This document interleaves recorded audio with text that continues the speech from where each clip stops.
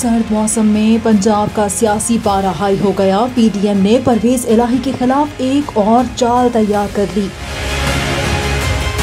वज़ीर-ए-आला पंजाब परवेज इलाही एतमाद का वोट लेने में हीले बहाने करेंगे तो गवर्नर पंजाब नया नोटिफिकेशन जारी करेंगे। वज़ीर-ए-आज़म शहबाज शरीफ की ज़ेर सदारत इजलास में फैसला हो गया।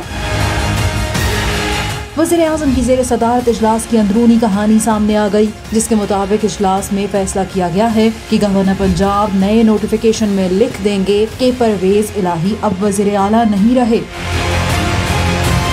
ज़राए के मुताबिक नया नोटिफिकेशन जारी होने पर परवेज इलाही ना वज़ीर-ए-आला हाउस जा सकेंगे और ना ही उनके साथ वज़ीर-ए-आला का प्रोटोकॉल होगा।